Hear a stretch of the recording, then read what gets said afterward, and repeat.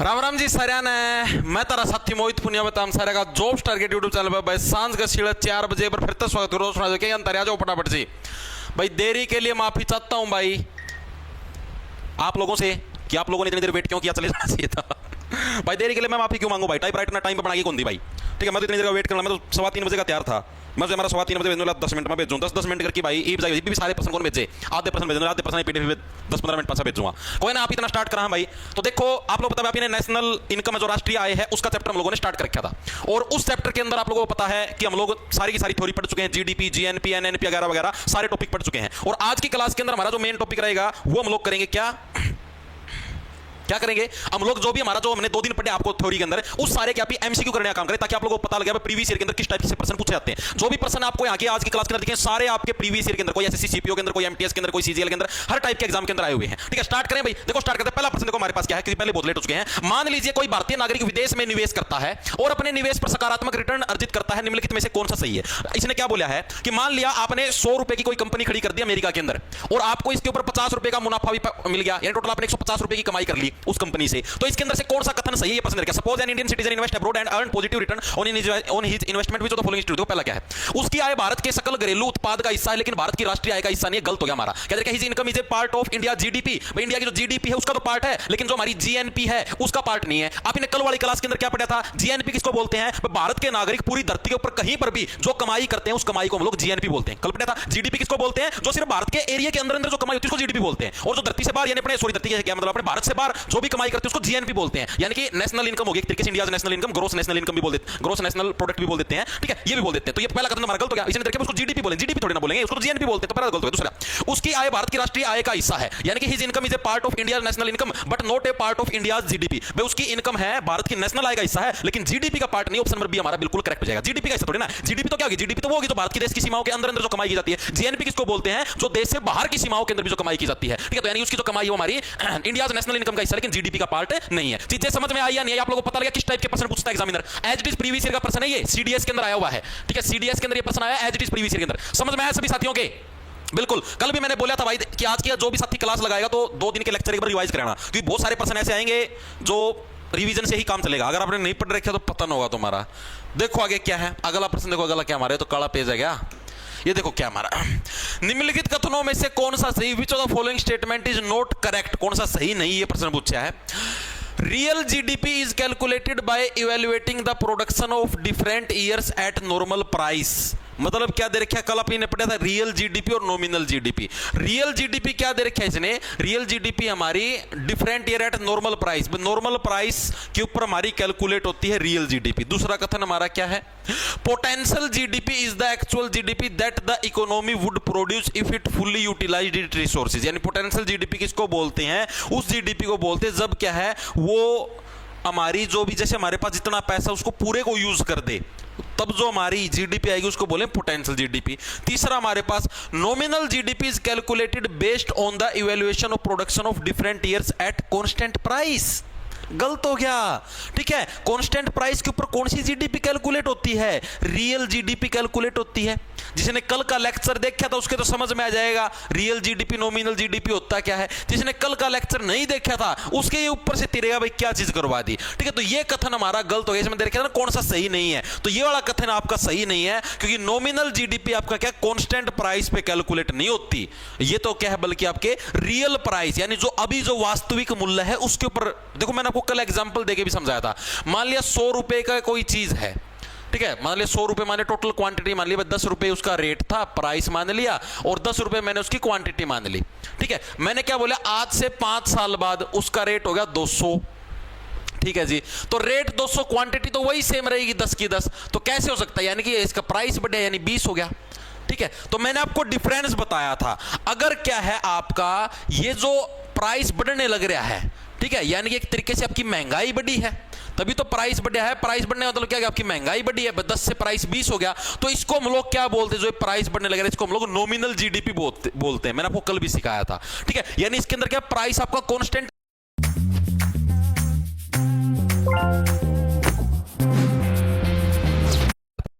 Constant price आपको अगर मान लिया 5 साल बाद भी इसका रेट यहां पर 10 गुणा 10 और यहां पर 100 होता, तब हम इसको क्या बोलते, तब इसको रियल जीडीपी बोलते, क्योंकि प्राइस आपका कांस्टेंट रहा है। ठीक है, कल आपको स्पेशल करवाया था, तो रियल जीडीपी और नॉमिनल जीडीपी में डिफरेंस समझ में आया। जिसको समझना अच्छे से वो जो कल वाली क्लास देख लेगा, कल वाली और परसों वाली बैच के अंदर पड़ी हुई है, उसके समझ में आ जाए, बाकी समझ में नहीं आएगा, ऊपर से तिरेगा भाई। आधों को यही नहीं पता है भाई नॉमिनल जीडीपी होती क्या है, रियल जीडीपी होती क्या है। जिसको नहीं पता उसको तो भाई ऊपर से जाएगा ही, इसके अंदर कोई वो नहीं है इलाज।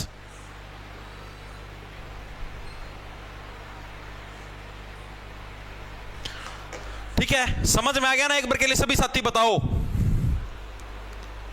हाँ, कांस्टेंट प्राइस रियल के अंदर होता है, वेरी गुड। ठीक है भाई, चलो आगे आगे चलो भाई। अगला प्रश्न देखो, अगला कौन सा हमारे पास, भारत में वित्तीय वर्ष की अवधि क्या है, what is the duration of financial year in India. Special बताया था, एज इट इज सीपीओ के अंदर प्रश्न आया, सीपीओ 2024 के अंदर भाई। बताओ भाई, फाइनेंशियल ईयर कौन सा होता है, स्पेशल नहीं बताया था मैंने आपको। फाइनेंशियल ईयर किसको बोलते हैं, जो भी हमारा 1 अप्रैल से लेकर और 31 मार्च तक का जो समय होता है। जैसे उदाहरण के लिए अब की बार होता है 1 अप्रैल 2025 से लेकर 31 मार्च 2026 तक का जो ईयर होगा, इसको बोलते हैं फाइनेंशियल ईयर, यानी वित्तीय वर्ष। यानी क्या चीज दे रखी है, किसी वर्ष की 1 अप्रैल से अगले आने वाले वर्ष की 31 मार्च तक, ऑप्शन नंबर ए ही हमारे पास करेक्ट हो जाएगा। इसी को हम लोग क्या बोलते हैं, फाइनेंशियल ईयर के नाम से जानते हैं भाई। चीजें समझ में आई, सारे प्रीवियस ईयर के हैं। जो मैंने आपको थ्योरी करवाई थी उससे बार आपको सिर्फ कोई 2 या 3% मिल सकते हैं, जो कि वन लाइनर होते हैं, वो भी आपको के अंदर करवाऊंगा। बाकी आपको सारी थ्योरी वाली चीजें ही मिलेंगी, आपको पता लग जाएगा कि भाई हमारी तैयारी किस लेवल की है। जो मैंने 2 दिन थ्योरी के अंदर पढ़े उसके अंदर से चीजें आने लगी या नहीं आने लगी, और किस टाइप से प्रश्न पूछे जाते हैं।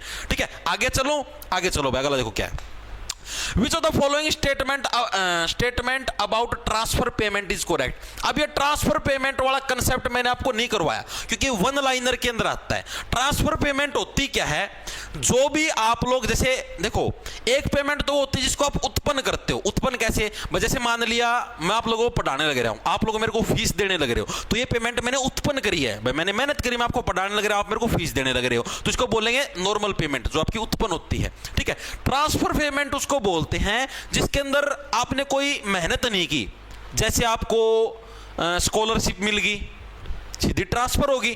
ठीक है, आपके नंबरों के हिसाब से आपको स्कॉलरशिप मिलेगी, आपको बुढ़ापा पेंशन मिलती है वगैरह वगैरह। ठीक है, सारी आपके ट्रांसफर के अंदर आती है। अब जैसे इसके अंदर देखो क्या क्या है हमारी ट्रांसफर पेमेंट, हस्तांतरण, जिसको इंग्लिश हिंदी में हस्तांतरण भुगतान बोलते हैं। हस्तांतरण भुगतान सरकार द्वारा परिवारों को किया जाता है, बिल्कुल जैसे आपने देखा गरीब परिवारों को भाई 1000 रुपए मंथली मिलेंगे। ठीक है, गरीब परिवारों को इतना राशन मुफ्त में मिलेगा। ठीक है, तो वो सारी किसके अंदर आती है, ट्रांसफर पेमेंट। ये कथन बिल्कुल सही है। इसमें ये देखें ना कौन सा कथन सही, निम्नलिखित में से कौन सा कथन सही है। हाँ ठीक है, ये कथन। दूसरा हमारा पेंशन, छात्रवृत्ति आदि स्थानांतरण भुगतान का हिस्सा नहीं है, गलत है ये कथन। ठीक है, पेंशन होगी, जो बुढ़ापा पेंशन मिलती है, जो स्कॉलरशिप मिलती है, वो भी क्या हमारी ट्रांसफर पेमेंट का ही हिस्सा है। और इसने देखा नहीं है, तो यानी दूसरा कथन हमारा गलत हो गया। तीसरा अगर हम देखें तो हस्तांतरण भुगतान अक्सर समाज के भीतर आय के पुनर्वितरण के साधन के रूप में उपयोग किया जाता है। मतलब transfer payment are often used as a means of redistributing income within society. मतलब सोसाइटी के अंदर दोबारा से इनकम डिस्ट्रीब्यूट। मान लो मैं अपनी इनकम 20-30 हजार रुपए पर मंथ कमाता हूं, उसके साथ साथ मुझे और भी दोबारा से इनकम मिलने लग रही है, स्कॉलरशिप के रूप में, पेंशन के रूप में। आपने देखा होगा जैसे जो फौजी भाई है, उनके रूल ये होता है मिनिमम 15 साल अगर आप सर्विस करते हो तो उसके बाद आप रिटायरमेंट ले सकते हो। तो फौजी भाई करते क्या, 15 साल के बाद रिटायरमेंट ले लेते हैं। उसके बाद मान लिया कोई और गवर्नमेंट जॉब के अंदर लगे, एक्स सर्विसमैन कोटे से मान लिया पुलिस के अंदर लग गए, या क्लर्क पटवारी कुछ भी लग गए। लगने बाद क्या है, उनको जो सैलरी मिलती है तो मिलेगी मिलेगी, साथ में उनको फौज के नाम की पेंशन भी मिलेगी। ठीक है, तो यानी ये भी हमारी ट्रांसफर पेमेंट के अंदर आती है। तो कथन नंबर हमारा 1 और 3, ऑप्शन नंबर ए हमारा करेक्ट है। सिर्फ ये 2 कथन हमारे सही हैं, बाकी बीच वाला कथन हमारा गलत है, क्योंकि ये भी हमारी ट्रांसफर पेमेंट के अंदर ही शुमार है। चीजें समझ में आई या नहीं आई, एक बार के लिए सभी साथी बताएंगे, चीजें समझ में आई या नहीं आई। कल वाली क्लास कहां गई सर, कल वाली क्लास बैच के अंदर गई भाई।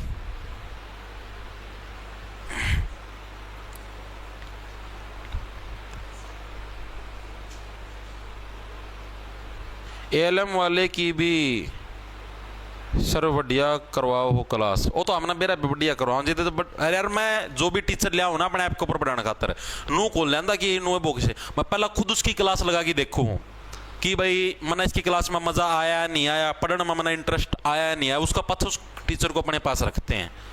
ठीक है, क्योंकि भाई आप ना खुद ने तैयारी करोगे, अपना सारा सौदा बेरा है भाई, किस लेवल की चीज़ हुआ है भाई, टीचर पढ़ाओ इसने खुद ना पढ़ाना आने लग रहा, को नहीं आने लग रहा, ठीक है, किस लेवल के पर्सन का, तो सारी चीज़ें करके ही टीचर को रखा जाता है, तो उस चीज़ की टेंशन ना लो तुम। ओके भाई, चलें आगे।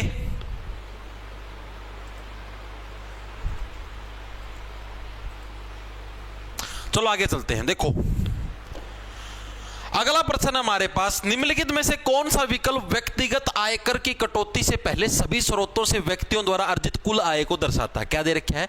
विच of the following option represent the total income earned by individual from all sources before deduction of personal income tax? क्या चीज दे रखी है? मान लिया आपने टोटल कमाई करी, आपने टोटल कमाई करी, टोटल कमाई करी आपने मान लिया कितने की? 5,000 रुपए की। उसके अंदर से आपने टैक्स दे दिया 2,000 रुपए का, तो आपके पास कमाई कितनी बची? आपके पास कमाई बची 3,000 रुपए की। ठीक है, कल मैंने आपको एक कंसेप्ट करवाया था, याद करो। इस कंसेप्ट का नाम क्या था? याद आया या नहीं आया किसी साथी के? बताओ, याद आया या नहीं आया किसी साथी के?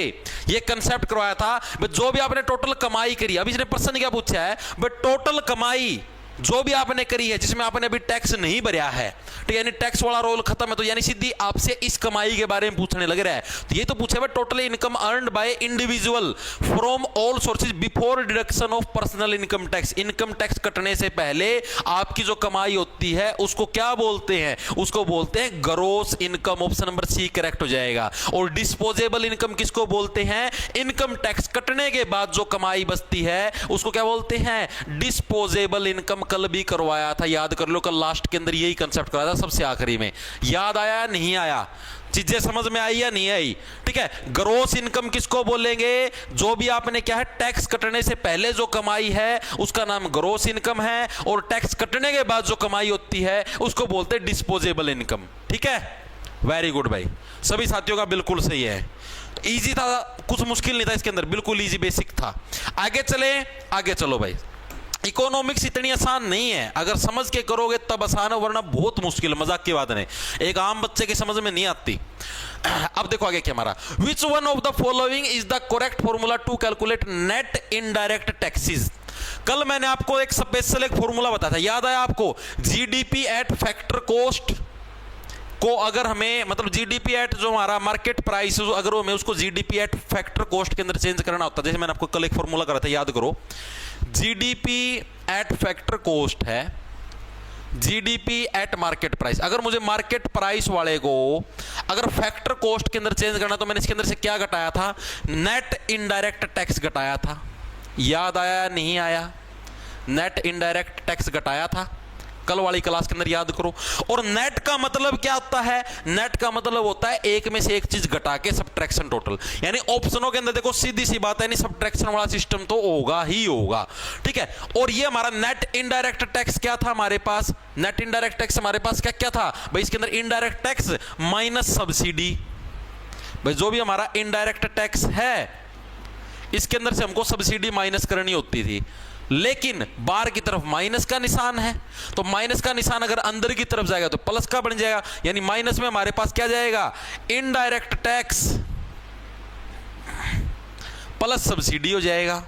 अब ये माइनस का निशान अंदर है तो प्लस सब्सिडी। अब इसने देखो क्या दे रखा है, अब देखो इसके अंदर क्या हमारा नेट इनडायरेक्ट टैक्स किसको रिप्रेजेंट करता है? तभी मैंने आपको स्पेशल सारी चीजें करवाई। देखो क्या दे रखा है, direct tax plus subsidy. Direct का तो कोई रोड़ा ही नहीं होता। दूसरा indirect tax minus subsidy, option number B हमारा करेक्ट हो जाएगा। भाई इनडायरेक्ट टैक्स, इसके अंदर से मैंने सब्सिडी माइनस कर दी, तो ये किसको रिप्रेजेंट करता है? नेट इनडायरेक्ट टैक्स को रिप्रेजेंट करता है। ऑप्शन नंबर बी हमारा करेक्ट हो जाए। वेरी गुड, सबका बिल्कुल सही है भाई, शाबाश शाबाश। सर आपका बैच सही था। बैच भाई ऐप के अंदर मिल जाएगा आपको, जॉब्स टारगेट के नाम से आपको अपना ऐप मिल जाए प्ले स्टोर के ऊपर। ठीक है, उसको डाउनलोड कर लेना। उधर आप जैसे ही कोर्स के सेक्शन के अंदर जाओगे तो आप कोई सा भी कोर्स ले लेना, जो भी आपकी इच्छा, जीके की क्लास सब में सेम मिलेगी आपको। ठीक है, आपको सिर्फ जीके की तैयारी करनी तो कंप्लीट जीके का ले लेना। दिल्ली पुलिस की तैयारी करनी तो दिल्ली पुलिस का अलग से, रेलवे ग्रुप डी एनटीपीसी करनी तो उसका अलग से, सीईटी ग्रुप डी का अलग से, सीईटी मेंस का अलग है, एएलएम का अलग है, एमपीएसडब्ल्यू का अलग है। हर एक सब्जेक्ट का मतलब हर एक उसकी भर्ती का अलग कोर्स है। ठीक है,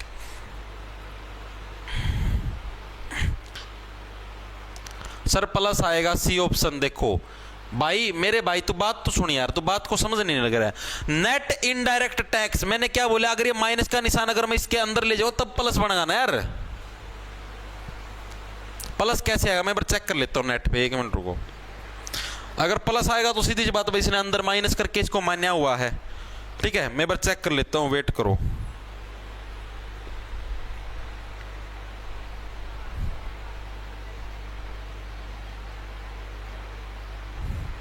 नहीं भाई माइनस ही आएगा, सही है, गलत नहीं है, ठीक है। प्लस मैंने आपको कल करवाया था, उसके अंदर मैंने क्या होता है, प्लस आपका कब होगा, अब ये माइनस का निशान बार है, इसका फॉर्मूला ये होता है। अब ये जैसे मैं अगर आप इसको सोल्व करें तो कैसे बनेगा, ये GDP minus indirect tax plus subsidy, ठीक है। या फिर आप इसको ऐसे बोल दोगे GDP market price plus subsidy minus indirect tax, इस तरीके से बनेगा ये, ठीक है। आई चीज बी ही आएगा इसके अंदर। आगे चले भाई, अगला प्रश्न देखो, अगला प्रश्न हमारे पास क्या है। अगला प्रश्न देखेंगे सभी साथी, विच of the following is considered a good indicator of economic development. जो हमारी अर्थव्यवस्था है, अर्थव्यवस्था के अच्छे डेवलपमेंट का इंडिकेटर कौन सा है भाई, हमारी अर्थव्यवस्था है। जैसे हमारे अर्थव्यवस्था मतलब हमारे देश का जो ब्योत है, कैपेसिटी, पैसे के हिसाब से हमारा देश मजबूत होने लग रहा है, तो इसका अच्छा इंडिकेटर क्या है, कंटिन्यूअस राइज इन डेब्ट, यानी कि हमारे ऊपर कर्ज का अगर निरंतर बोझ बढ़ने लग रहा है, ऋण का मतलब कर्ज, अगर हमें हमारे ऊपर निरंतर कर्ज का बोझ बढ़ने लग रहा है तो क्या हमारा विकास होगा, क्या हमारी अर्थव्यवस्था मजबूत होगी? बिल्कुल भी नहीं। आप खुद सोच के देखो, अगर आप निरंतर आपके ऊपर मान लिया 10 लाख रुपया कर्जा चढ़ा हुआ है तो क्या आपके आर्थिक रूप से मजबूत होगे? नहीं हुए। आपको अभी उसका कर्जा पाड़ना, उसका ब्याज भी देना पड़ेगा, इंटरेस्ट भी देना पड़ेगा। दूसरा देखो क्या है, जनसंख्या में लगातार वृद्धि। क्या जनसंख्या के अंदर लगातार वृद्धि आपके इकोनॉमिक्स रूप से, आपके मतलब पैसे के रूप से मजबूत होने को दर्शाता है? नहीं। तीसरा, कंटिन्यूअस ग्रोथ इन जीडीपी, ये बिल्कुल सही भाई। जो हमारा ग्रोस डोमेस्टिक प्रोडक्ट है, यानी अगर हम उत्पादन ज्यादा करते हैं तो उससे क्या हमारी अर्थव्यवस्था के अंदर बढ़ोतरी जरूर होगी। तो ऑप्शन नंबर सी हमारा करेक्ट हो जाएगा। चीजें समझ में आई या नहीं आई, एक बार के लिए बताओ। वेरी गुड, सी सी सी।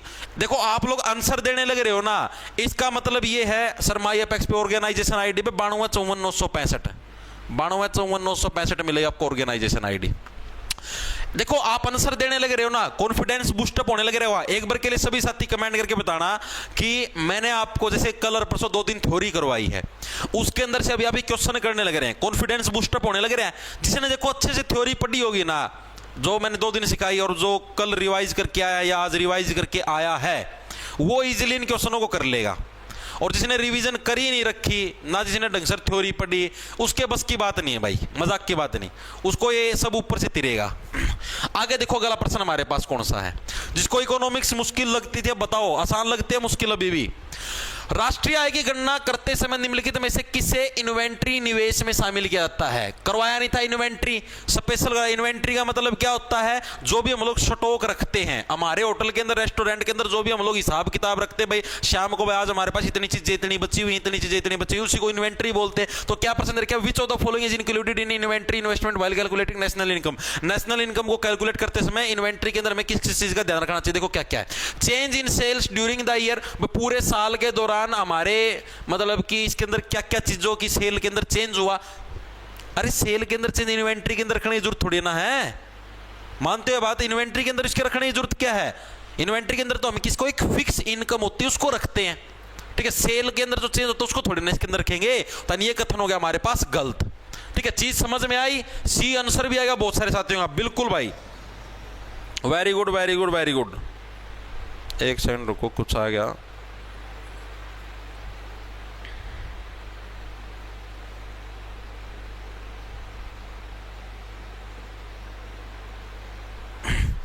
हाँ, दूसरा देखो क्या है, change in stock of semi finalised good bye, अर्ध तैयार माल के स्टॉक में परिवर्तन, क्या इस चीज को शुमार करते हैं? बिल्कुल करते हैं जी। तीसरा हमारे पास change in stock of raw material, अगर हमारा कच्चा माल अगर उसके स्टॉक के अंदर चेंज होता है तो उसको भी शुमार करते हैं जी, बिल्कुल सही है। तीसरा हमारे पास change in stock of finished good, इसको भी शुमार करते हैं। ये तो करते हैं भाई तीनों को।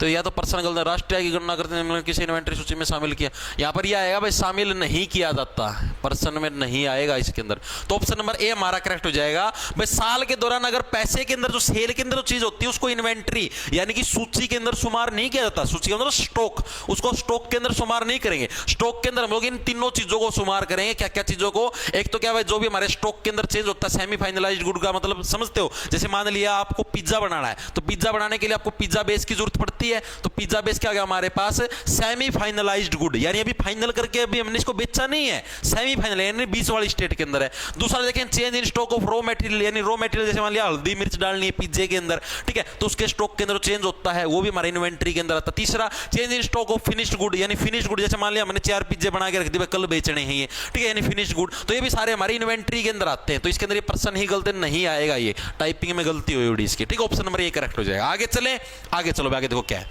निम्नलिखित डाटा में दिए गए कारक लागत पर सकल घरेलू उत्पाद की गणना करें। Calculate GDP at factor cost given in the following data. अच्छा प्रश्न है, बताओ भाई, जीडीपी के बारे में आपको बताना है at factor cost, GDP at factor cost, इसका फॉर्मूला क्या था? GDP at market price minus net indirect taxes, ये फॉर्मूला करवाया था। और ये person as it is SSC CHSL के अंदर आया हुआ है, as it is SSC CHSL 2024 के अंदर ये प्रश्न पूछा गया है। 8 अगस्त की, सॉरी 8 जुलाई थी, पता नहीं 8 अगस्त, उस शिफ्ट के अंदर ये प्रश्न आया हुआ था।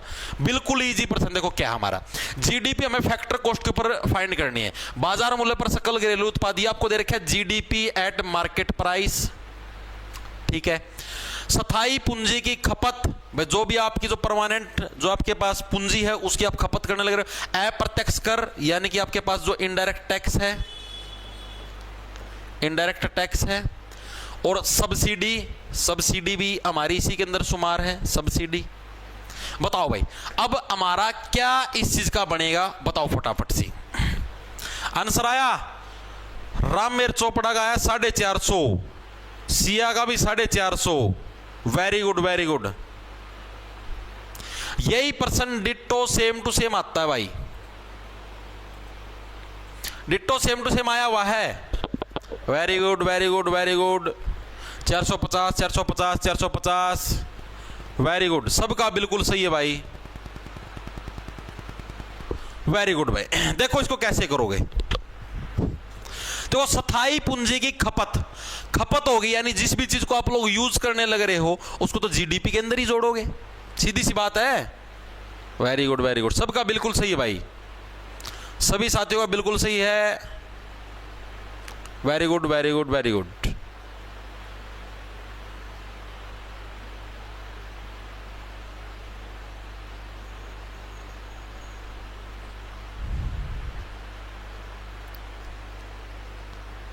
ठीक है, तो इसको तो इसी के अंदर जोड़ोगे, तो देखो कैसे करेंगे।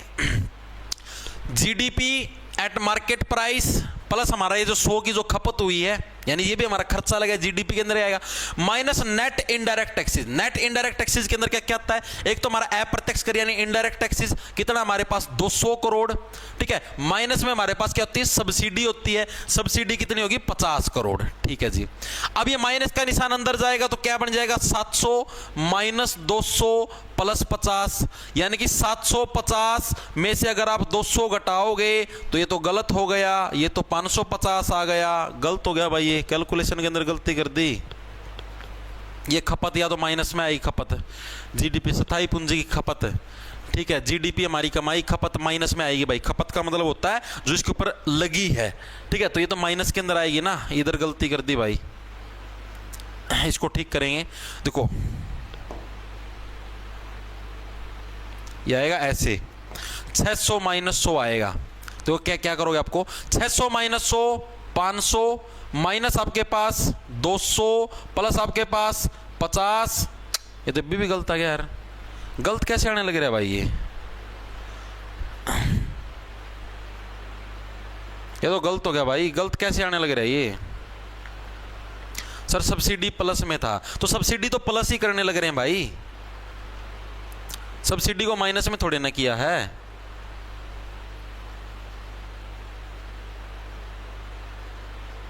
हाँ तो सब्सिडी तो उसी में किया ना,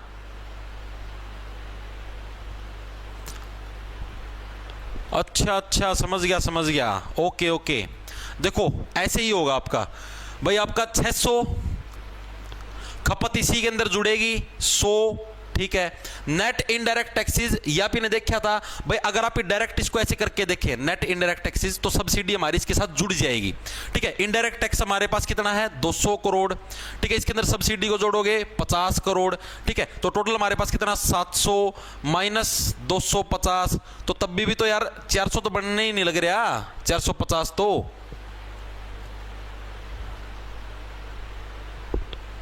अच्छा बन गया, ठीक है। अरे मैं कैलकुलेशन में गलती करूं था, मारती हूँ 0 10 में से 5 गया 5, हमारे पास 6 में से 2 गया 4, 450 करोड़ आ जाएगा भाई। मेरे पास से कैलकुलेशन में मिस्टेक थी भाई, सॉरी,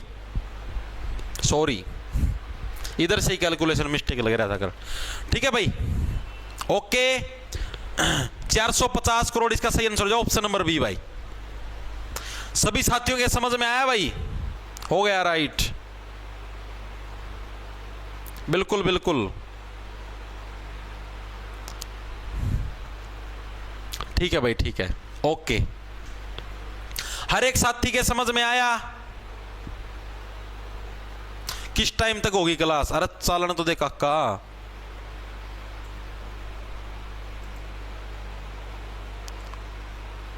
चलूं आगे? हाँ चलो आगे चलते हैं। देखो अगला जो क्वेश्चन हमारे पास, अगले पे आ जाओ। अगला देखो कौन सा हमारे पास, असेसमेंट ऑफ द कंट्री यानी जीडीपी, देश की जीडीपी वृद्धि, भारी संतुलन और राजकोषीय संतुलन का आकलन बजट दस्तावेज के किस भाग में प्रस्तुत किया जाता है?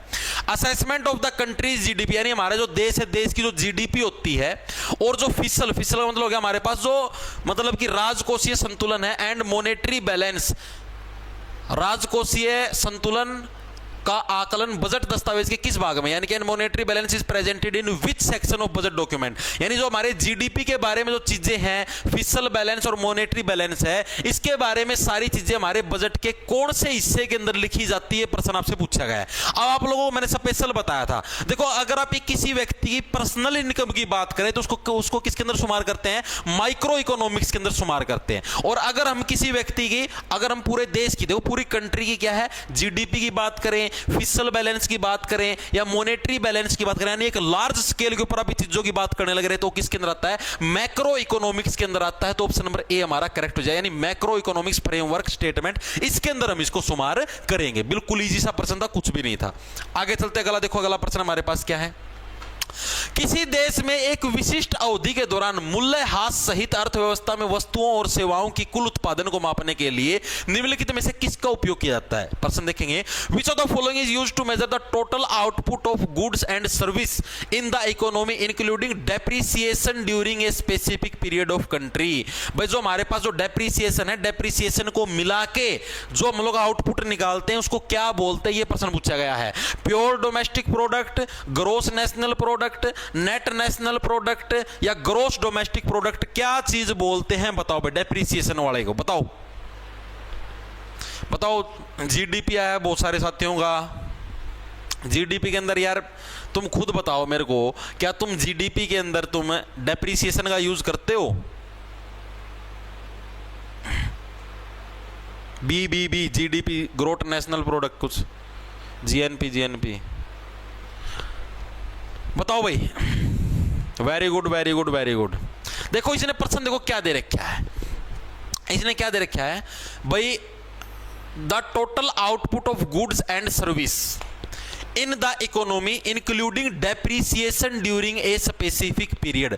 भाई एक स्पेसिफिक पीरियड के अंदर जो हमारा डेप्रिसिएशन है आपने उसको भी जोड़ लिया, तो इसको हम लोग क्या बोलेंगे, ये प्रश्न इसने पूछा है। तो इसको हम लोग बोलते हैं GDP. Catch up with what everyone is doing. But what? Investing. Formula बताया था, क्या फॉर्मूला बताया था? एनडीपी का। एनडीपी का फॉर्मूला क्या होता है? जीडीपी माइनस में डेप्रिसिएशन, ये कल फॉर्मूला करवाया था। अब इसके अंदर क्या दे रखा है भाई, जो भी तुम्हारा नेट डोमेस्टिक प्रोडक्ट यानी कि आपने जो भी आउटपुट निकाला गुड्स एंड सर्विस, जो नेट डोमेस्टिक प्रोडक्ट है साल के अंत में, ठीक है, उसके अंदर क्या दे रखा है, इकोनॉमी इंक्लूडिंग डेप्रीसिएशन, यानी इसके अंदर आपको डेप्रीसिएशन को जोड़ना है। एनडीपी के अंदर अगर मैं डेप्रीसिएशन को जोड़ूंगा, इस तरफ डेप्रीसिएशन आ जाएगा तो आपके पास बचेगा क्या, जीडीपी बचेगा ना, तो इसको जीडीपी बोलेंगे रे। ऑप्शन नंबर डी करेक्ट हो जाएगा रे। चीजें समझ में आई क्या रे? वेरी गुड, ठीक है, घुसी दिमाग के अंदर चीज। हाँ, okay, very good sir. CGL के तो इसके अंदर सीजीएल के पीवाईक्यू भी तो इंक्लूडेड है भाई। आगे चलें, आगे देखो क्या हमारे पास व्यक्तिगत आय क्या है, पर्सनल इनकम हमारे पास क्या है। देखो क्या चीज दे रखी, ऑप्शन देखो, income earned by individual and house hold after taxes and other deduction. भाई टैक्स कटने के बाद जो इनकम आती है क्या, उसको पर्सनल इनकम बोलते हैं। दूसरा हमारे पास the total income earned by business and corporation in an economy, but total income जो कमाई है उसको बोलते हैं। तीसरा हमारे पास economy earned by individual through their own business और सेल्फ एम्प्लॉयमेंट, जो खुद के बिजनेस से जो इनकम कमाते हैं क्या, उसी को पर्सनल बोलते हैं। नहीं, आप कहीं से कमा लो उसी को पर्सनल बोलते, तो कट गया सीधा। अगला total income earned by individual and house hold before taxes and other deduction, but tax कटने से पहले जो इनकम होती है उसको पर्सनल इनकम बोलते हैं, या टैक्स कटने के बाद जो इनकम होती है उसको पर्सनल इनकम बोलते हैं। कौन सा आएगा बताओ फटाफट से, ए और डी। अच्छा प्रश्न है, कंफ्यूजन वाला, कंफ्यूज हो गए तुम भी। ए और डी के अंदर से बताओ, आ गई एक और पीडीएफ बन के। ए और डी के अंदर से कौन सा सही होगा?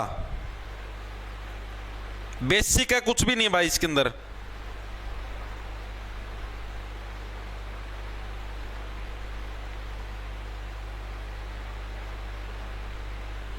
वेरी गुड भाई, डी डी डी डी बिल्कुल सही है भाई, बिल्कुल सही सभी साथियों का। ऑप्शन नंबर डी हमारा करेक्ट हो जाएगा। टैक्स कटने से पहले जो आपने कमाई करी है उसी को हम लोग क्या बोलते हैं, पर्सनल इनकम बोलते हैं। और टैक्स कटने के बाद जो कमाई आती है उसको क्या बोलते हैं, अभी 2 मिनट पहले करवाया था एक प्रश्न के अंदर, याद करके बताओ। आगे देखो अगला क्या हमारे पास, which of the following method is used to calculate national income by adding up the total expenditure on final goods and service in an economy. क्या प्रश्न पूछा गया, देखो अच्छा प्रश्न आपका। इसने क्या बोला है भाई, कौन से मेथड का यूज किया जाता है नेशनल इनकम को कैलकुलेट करने का, यानी जो हमारी राष्ट्रीय आय है उसको कैलकुलेट करने के लिए हम लोग किस मेथड का यूज करते हैं, जिसके अंदर क्या करते हैं हम लोग, adding up the total expenditure, जो भी हमारा खर्चा है उसको भी जोड़ते हैं, on final goods and service, जो भी हमारा फाइनल प्रोडक्ट बना है ना उसके अंदर हम लोगों ने जो हमारा खर्चा है उसको भी जोड़ दिया। ठीक है, जैसे मान लिया फाइनल प्रोडक्ट बन गया, आपका पिज्जा बन के तैयार हो गया। ठीक है, इसके अंदर क्या आपने जो भी इस पिज्जा को बनाने में जो खर्चा होया, एक्सपेंडिचर होया, आपने इसको भी जोड़ दिया, आपने जो टैक्स वगैरह उसको भी जोड़ दिया। ठीक है, तो इस मेथड से जो हम इनकम कैलकुलेट करते हैं उसको क्या बोलते हैं, expense method, production method, value added method या इनकम मेथड, कौन सा मेथड बोलते हैं? सी आंसर आया बहुत सारे साथियों का, वेरी गुड भाई। सर 27 मॉर्निंग में इतने नंबर हैं, इतने भाई कौन मेरा भाई इस चीज का, ये पागल वाली बात मेरा दर्द करे ना करो। ठीक है, समझदार बंदे हो, पढ़े लिखे। सी सी सी सी वेरी गुड भाई। इंग्लिश की क्लास सर सीईटी, हाँ सीईटी बैच के अंदर ही तो होगी।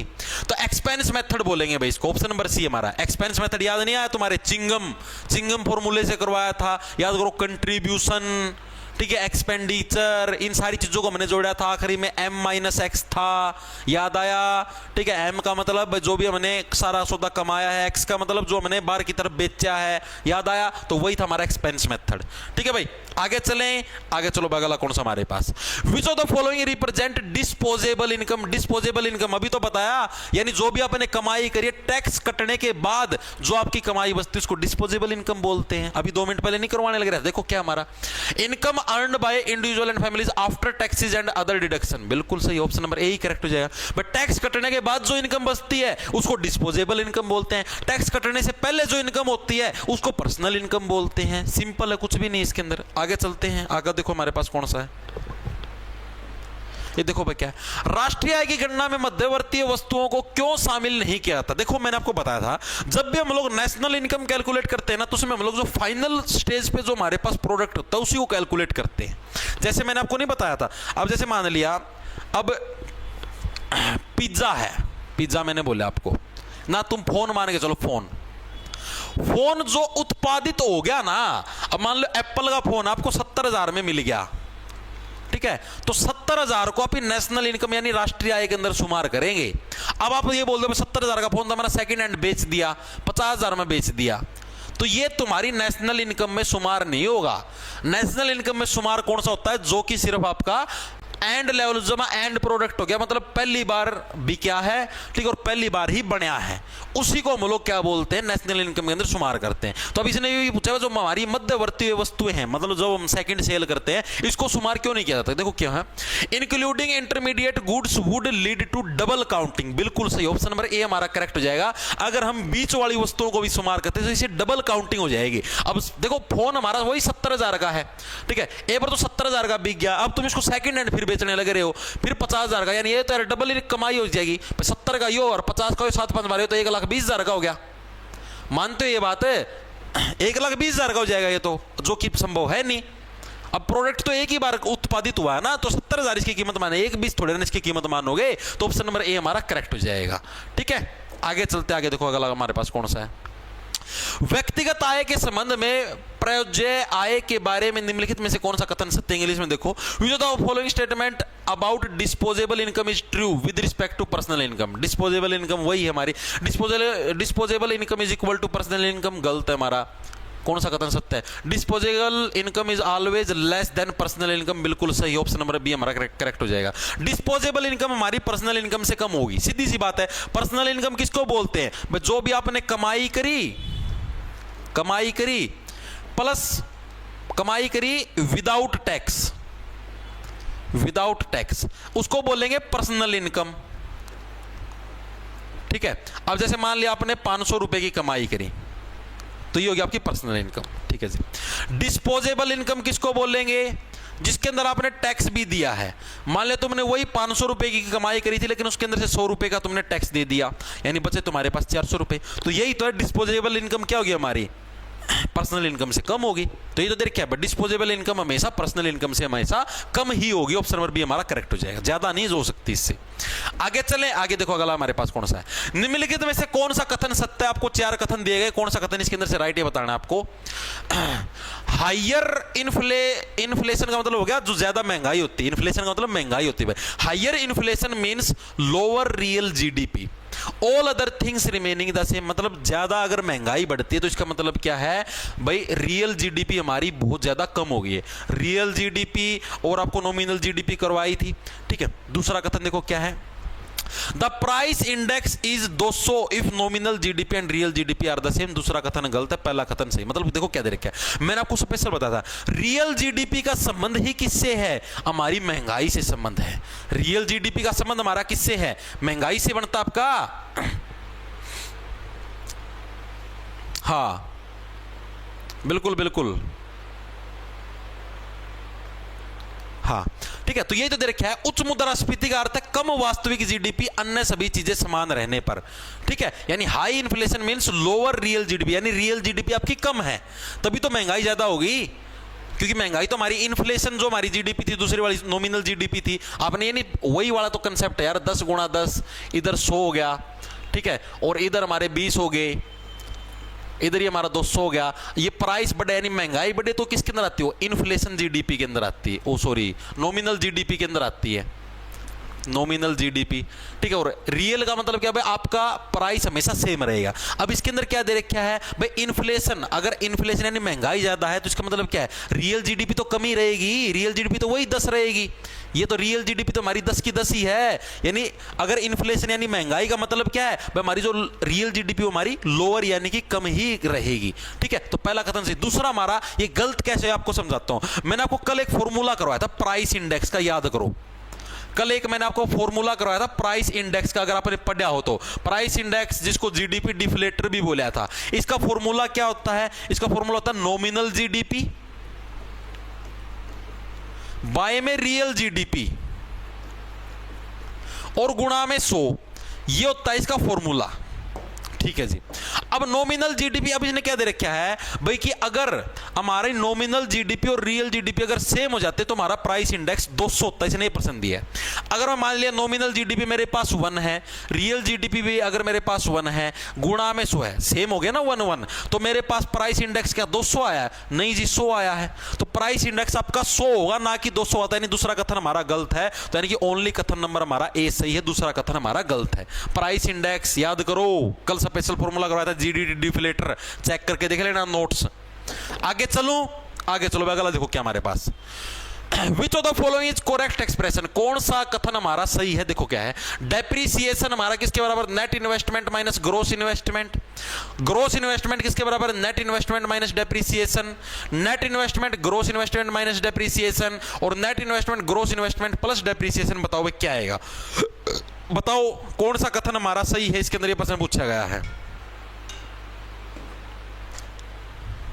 डन है सर, हाँ। बताओ इसके अंदर हमारा कौन सा कथन हमारा सही है? यह प्रश्न पूछा गया।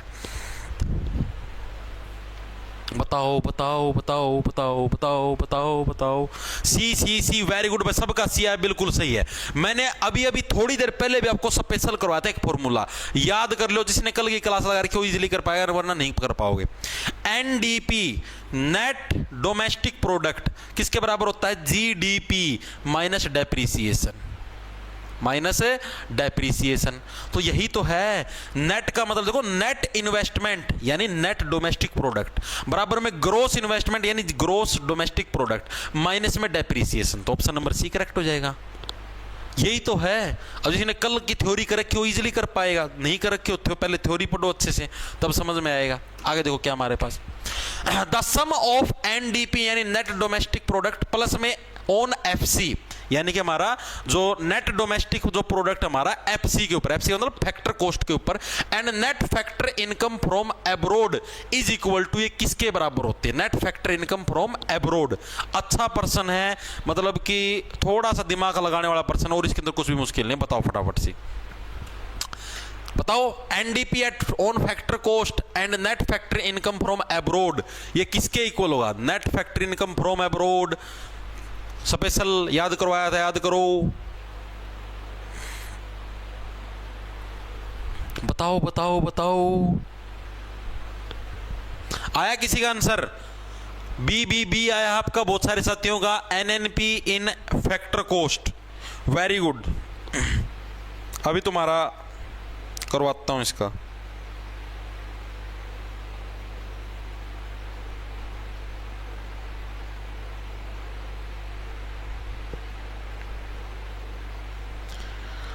वेरी गुड भाई, वेरी गुड, वेरी गुड भाई, वेरी गुड, शाबाश। बी जिसका भी आया बिल्कुल सही है भाई। NNP eight factor cost, NNP eight factor cost, very good very good very good. ठीक है भाई, तो इसका सही आंसर क्या हो जाएगा हमारे पास? ऑप्शन नंबर बी करेक्ट हो जाएगा, एनएनपी इन फैक्टर कॉस्ट। ठीक है, यानी कि जो हमारा एनएनपी एट जो फैक्टर कॉस्ट है ये इसके बराबर होगा। क्या चीज होगी इसके बराबर? हमारा NDP on factor cost and net factor income from abroad. NDP at factor cost plus में हमारा net factor income from abroad, net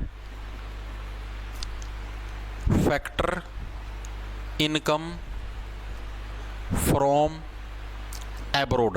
देखो आप इसको समझाता हूं मैं आपको भाई। जो भी आपने एब्रोड से कमाई करी है, मैंने आपको स्पेशल बताया था भाई, जो भी आप एब्रोड यानी कि दूसरे देश से जो कमाई करते हो वो किसके अंदर आती है? नेट नेशनल प्रोडक्ट के अंदर आती है, नेशनल, या फिर जीएनपी के अंदर आती है। जीएनपी के अंदर भी नेशनल प्रोडक्ट है, यानी जो जिसके अंदर हमारा नेशनल आएगा ना उसके अंदर आती है हमारी, जो कि हम अब्रोड यानी कि विदेश से जो हम पैसा लेके आते हैं। ठीक है, तो इसके अंदर यही तो है हमारा ठीक है, तो यानी कि हमारा क्या जीएनपी फैक्टर कॉस्ट की बात हुई तो फैक्टर कॉस्ट होगा। अब यहां पर जीएनपी मार्केट प्राइस के ऊपर था तो ये नहीं आएगा, जीडीपी का तो कोई रोल ही नहीं है। अगर यहां पर जीएनपी यहां पर फैक्टर कॉस्ट होता ना तो हम यहां पर जीएनपी एट फैक्टर कॉस्ट लिखते, ठीक है। तो यहां पर एनएनपी है सिर्फ फैक्टर कॉस्ट, क्योंकि हमें फैक्टर कॉस्ट भी तो फैक्टर कॉस्ट करना पड़ेगा ना, तो यहां पर फैक्टर कॉस्ट के ऊपर दे रखा है, ठीक है। और जो भी हमारी इनकम अब्रॉड से आती है उसको तो भाई नेट यानी नेशनल के अंदर नापते, तो एनएनपी एट फैक्टर कॉस्ट हमारा हो जाएगा, ऑप्शन नंबर बी करेक्ट हो जाएगा, ठीक है भाई। आगे चलें, आगे देखो हमारे पास क्या है, सही कथन को पहचाने। कथन आपको पहचानना है, if real GDP is 240 the price index is 120 then nominal GDP is 200। देखो क्या चीज दे रखी है, प्राइस इंडेक्स का फॉर्मूला क्या है, वही हमारे पास नॉमिनल जो हमारी जीडीपी है बटे में हमारे पास रियल जीडीपी है गुणा में हमारे पास 100 है। अब इसने प्रश्न क्या दिया है हमारे पास कि अगर हमारे पास रियल जीडीपी 240 है, यानी 240 को नीचे लिखो, ठीक है, प्राइस इंडेक्स हमारे पास 120 है, ठीक है जी, देन नॉमिनल जीडीपी हमारे पास कितनी हो जाएगी, 200 हो जाएगी। ये प्रश्न इसने पूछा है, नॉमिनल जीडीपी क्या हमारे पास 200 होगी या नहीं होगी, ये प्रश्न इसने पूछा है। काट के देख लो भाई, हो गया को नहीं हुआ है, 110 से ये भी कट गया। नॉर्मल जीडीपी कितनी हो जाएगी, 200 तो कैसे भी को नहीं हो, 12 गुणा 24, 200 तो कैसे भी को बना है, यानी पहला कथन हमारा गलत।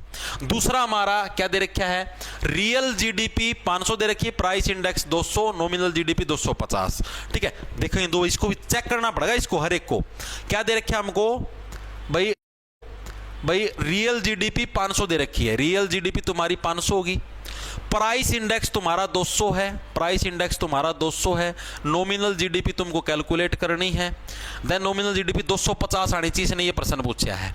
2 जीरो से तुम्हारी 2 जीरो कट गई, 5 चौका 20 और जीरो ना सॉरी ये तो कुकर काट दिया, मैं बुत तो नहीं हो रहा हूँ, ठीक है। 5 इस तरफ जाएगा तो 5 दूनी 10, यानी कि तुम्हारा 1000 आ गया, ये भी निसंभव है, ये भी कट गया तुम्हारा। तीसरा देखो, यानी पहले दो कथन तो तुम्हारे गलत हो गए। तीसरा देखोगे हमारे पास क्या दे रखा है, रियल जीडीपी हमारे पास 500 है, रियल जीडीपी तुम्हारे पास 500 है, प्राइस इंडेक्स तुम्हारे पास 200 है, ठीक है। नॉमिनल जीडीपी हमारे पास 700 आनी चाहिए, ये प्रश्न इसने पूछा, नॉमिनल जीडीपी कितनी 700 आनी चाहिए। 2 जीरो से तुम्हारी 2 जीरो कट गई, यहाँ पर ये भी तुम्हारा गलत हो गया, ठीक है। 5 दूनी 10 में आएगा, तो ऑप्शन नंबर डी करेक्ट हो, सीधी सी बात है। कैसे, रियल जीडीपी तुम्हारी 240 है, 240 आपने नीचे लिख दिया, प्राइस इंडेक्स तुम्हारा 120 है, ठीक है जी, नॉमिनल जीडीपी तुम्हारी 288 आनी चाहिए, नॉमिनल जीडीपी, ठीक है, गुणा में तुम्हारे पास 100 था। 1 जीरो से 1 जीरो ये कट गई और 1 जीरो से 1 जीरो ये कट गया, 12 चौक 48, 12 दूनी 24 और 4 28, यानी कि 288 आपके पास आ गया। ऑप्शन नंबर डी हमारा करेक्ट हो जाएगा।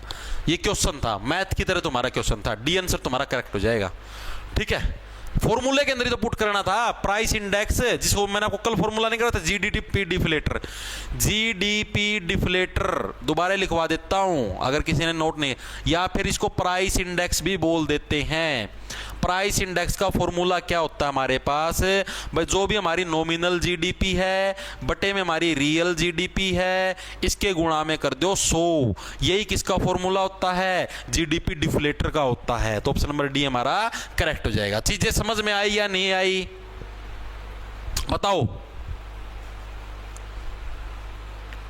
मैथ भी करवाना भाई, दे रखा भाई, इकोनॉमिक्स गलत पढ़ ली सर ने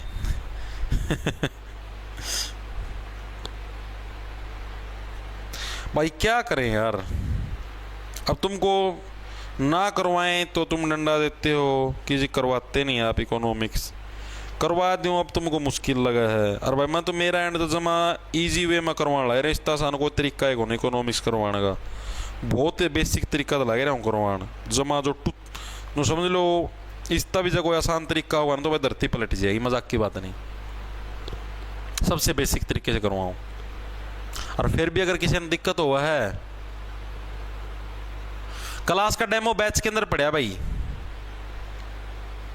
हरियाणा पुलिस का तो डेमो पूछने बैच के अंदर पड़ा है, ठीक है। आगे चलो भाई, आगे चलो, देखो अगला प्रश्न हमारे पास क्या है, निम्नलिखित में से कौन सा व्यापक से संकीर्ण अवधारणाओं तक राष्ट्रीय आय का सही क्रम है। देखो क्या दे रखा है, which one of the following is the correct order of national income from broader to narrower concept, यानी चौड़ाई से बिड़ाई की तरफ जब आप जाते हो तो नेशनल इनकम का कौन सा कंसेप्ट आपका सही है। जैसे पहला हमारा जीएनपी एट मार्केट प्राइस,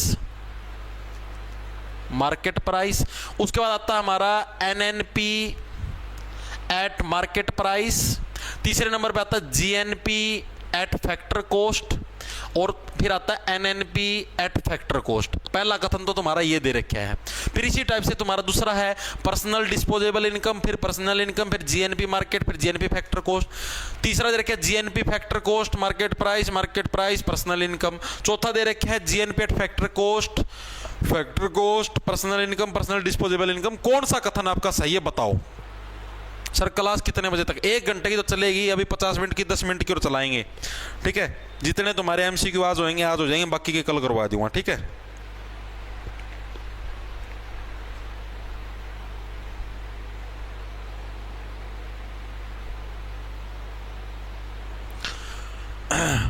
विधि का आंसर आ चुका है डी। वेरी गुड भाई, डी बिल्कुल सही है भाई। देखो क्या हमारा, आपको क्या बताया मैंने इसके अंदर भाई, ब्रॉडर टू नैरोअर, यानी पहले चौड़ाई वाली कमाई फिर कम वाली कमाई, ठीक है। अब आप ये बताओ GNP eight factor cost, GNP का मतलब समझते हो? जीएनपी का मतलब ग्रोस नेशनल प्रोडक्ट, यानी पूरी धरती के ऊपर जो भी इंडियन लोग कमाई करने लग रहे सबसे पहले वो कमाई, तो यानी ये होता है बहुत ब्रॉड, यानी बहुत चौड़े लेवल की कमाई है, तो पहले नंबर पे हमारा ये आ गया, ठीक है जी। दूसरा हमारा नेट नेशनल प्रोडक्ट, यानी कि जो भी हमारा ये भी वही समझ लो यार, लेकिन उससे कम होता है। नेट का मतलब हमें एक नेट, यानी उसके अंदर से हमने बाहर वाली चीजों को बेचने वाला सौदा काट दिया, डेप्रिसिएशन हमने काट दिया, तब हमारे पास नेट नेशनल प्रोडक्ट बन गया। एक तरीके से वही बन गया पूरी धरती वाला। दूसरे नंबर पे आ गया। तीसरे नंबर पे हमारी पर्सनल इनकम आती है, जिसके अंदर हम लोग कोई टैक्स नहीं देते। और पर्सनल डिस्पोजेबल इनकम, डिस्पोजेबल के अंदर क्या हमारा टैक्स कट जाता है। तो यानी ये आपकी लाइन आपकी सही रहेगी, ठीक है। डी आपका करेक्ट है। आगे चलते आगे क्या, इनमें से कौन सा राष्ट्रीय आय मापने की व्यय विधि का सही घटक नहीं है?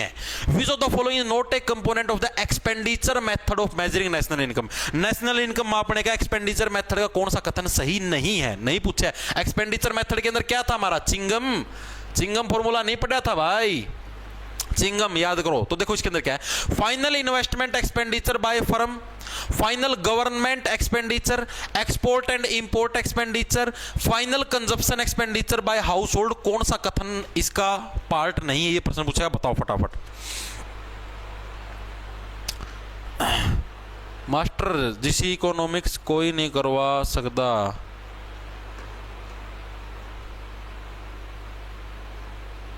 मास्टर जिस इकोनॉमिक्स कोई नहीं करवा सकता अगर पढ़ लो ढंग से।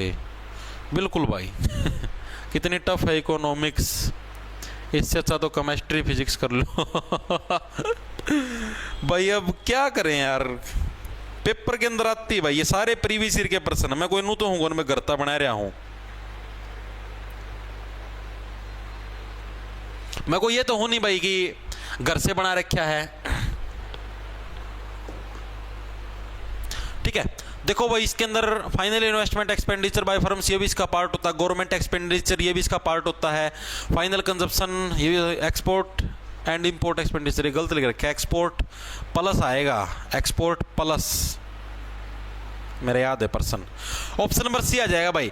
देखो क्या दे रखे इसने, एक्सपेंडिचर यानी जो चिंगम वाला फॉर्मूला था इसके अंदर देखो मैंने क्या बताया था आपको लास्ट में, m माइनस एक्स का मतलब क्या है, एक्सपोर्ट जो भी हम लोग करते हैं ना उसके अंदर से इंपोर्ट वाला हम लोग, सॉरी जो भी हम लोग, हाँ एक्सपोर्ट, जो भी हम लोग बेचते हैं सामान उसके अंदर से जो भी हमने इंपोर्ट यानी दूसरे देश से जो मंगाया उसके ऊपर जो हमारा पैसा लगता है उसको माइनस करते हैं। ये मैंने पढ़ा था m माइनस एक्स, ठीक है। तो एक्सपोर्ट माइनस इंपोर्ट होता है, यहां पर प्लस दे रखा था, तो ये कथन हमारा गलत हो जाएगा, ठीक है। बाकी के हमारे पहला दूसरा और तीसरा और चौथा कथन हमारा सही हो जाएगा। आगे चले एक्सपेंडिचर मेथड से आगे देखो क्या हमारे पास, सरकार की डैश सरकार की आय है, dash are the economic of the government that arises from the property left by people without any legal heir. मतलब जैसे मान लिया कोई व्यक्ति है जिसका कोई बेटा नहीं है ना उसका कोई रिश्तेदार ना कुछ और, सारा संसार उसका खत्म हो रहा है, और उस व्यक्ति की अगर डेथ हो जाती है तो उस प्रॉपर्टी को अगर सरकार, मतलब कि सरकार उसके ऊपर जब कब्जा करती है तो उस प्रॉपर्टी से जो इनकम होती है सरकार की, जैसे मान लिया किसी का मकान है तो सरकार उस मकान के ऊपर कब्जा किया, ठीक है, तो उस इनकम को क्या बोलेंगे, उस इनकम को बोलते हैं एस्कीट। ये मैंने आपको थ्योरी के अंदर नहीं करवाया था, उसको एस्कीट। 5 रुपए का सिक्का इस महंगाई के दौर में भी हर न्यूज़पेपर में चर्चा का विषय बना हुआ है। क्या है पूरी सच्चाई, आइए जानते हैं हमारे ग्राउंड रिपोर्टर से। आप मेरे पीछे देख सकते हैं कि सबके हाथ में न्यूज़पेपर है, न्यूज़पेपर में 5 रुपए का सिक्का, सबकी जुबान पर एक ही नाम। 5 रुपए में टेक्स्ट बुक सुपर पास, 300 प्लस एग्जाम्स की live and recorded courses. NNP के अंदर से आप लोगों को किस चीज को माइनस करना पड़ता है, ये प्रश्न आपसे पूछेगा। बताओ भाई, एनएनपी के अंदर से तुम लोगों को किस चीज को माइनस करना पड़ेगा? Animal husbandry class. भाई सीईटी का जो मेंस का बैच है उसके अंदर एनिमल हस्बेंड्री क्लास इधर नहीं है।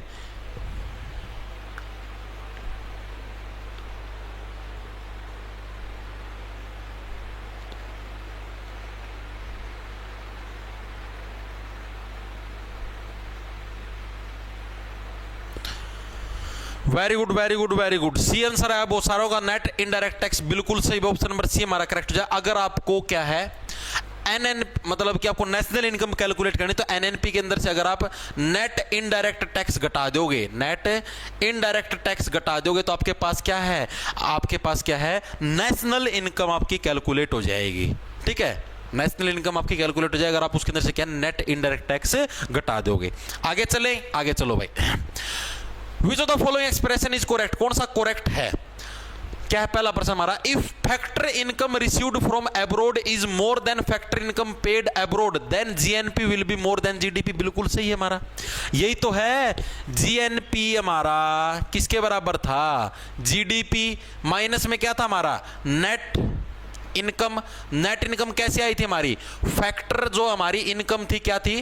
फैक्टर इनकम फ्रॉम एब्रोड, जो एब्रोड से जो मैंने कमाई करी है उसके अंदर से हम लोगों ने क्या घटाया था? Factor income to abroad. Abroad को हमने जो पैसा दिया उसको घटा दोगे, तो उस केस में क्या है? जीएनपी हमेशा जीडीपी से बड़ा आता है। ये तो देखिए GNP will be more than GDP, पहला ही कथन बिल्कुल सही है। ठीक है, आगे चलते हैं। लास्ट पर्सन हमारी आज की क्लास का भाई, बाजार मूल्य और कारक लागत पर समुच्चयों में मूल अंतर क्या है? What is the basic difference between aggregate eight market price and factor cost? Market price और जो फैक्टर कॉस्ट है उसके अंदर बेसिक डिफरेंस क्या है? डेप्रिसिएशन का, इनडायरेक्ट टैक्स का, नेट इनडायरेक्ट टैक्स का, या डायरेक्ट टैक्स का? किस चीज का इसके अंदर आपको मेनली डिफरेंस देखने को मिलता है? तो किस चीज का भाई? हमारा नेट इनडायरेक्ट टैक्स का मेनली आपको है अंतर देखने को मिलता है। ठीक है, ए कहां से आ जाएगा? सी आएगा भाई। फैक्टर कॉस्ट और इसके बीच में net indirect tax. Very good. कौन सा? जाटनी का। बिल्कुल सही है भाई। ठीक है, तो भाई आज के लिए बस इतना ही रखते हैं। पर्सन तो मैं 50 सेट लेके आया था, लेकिन आज 26 ही पर्सन करने लग रहे हैं। बाकी बचे हुए 26 कल करें, क्योंकि थोड़ा तुम्हारे दिमाग के अंदर भी प्रोसेस होने में थोड़ा समय लगता है। एक बार के लिए मेरे को कमेंट करके ये बताओ कि जो आज आपने अभी 26 पर्सन किए हैं, 26 के अंदर आपको चीजें दिमाग में घुसी या नहीं घुसी? जो आपने थ्योरी पढ़ी 2 दिन, GDP, GNP, NNP, and band send, ठीक है, ये सारा सौदा तुम्हारे समझ में आया नहीं आया? मतलब इससे जो आपने एमसीक्यू किए हैं दिमाग के अंदर तुम्हारे घुसे या नहीं घुसे? कमेंट करके जरूर बता देना। और इन प्रश्नों की पीडीएफ होगी, वीडियो होगी, सारी चीजें, एडिटेड नोट्स वगैरह वगैरह आपको जो अपना ऐप है जॉब्स टारगेट के नाम से प्ले स्टोर पर, उधर आपको मिल जाए कि कोई भी बैच परचेज कर लेना उसी के अंदर में। ठीक है, ओके, लाना ले लो, खींच जाओ। अभी आपकी 5 बजे सीईटी ग्रुप डी और सीईटी मेंस के बैच के अंदर इंग्लिश की क्लास होगी भाई। ठीक है, ओके भाई। जी गुरुजी, yes yes yes, very good भाई। क्या है? एएलएम बैच में कूपन कोड दे दो।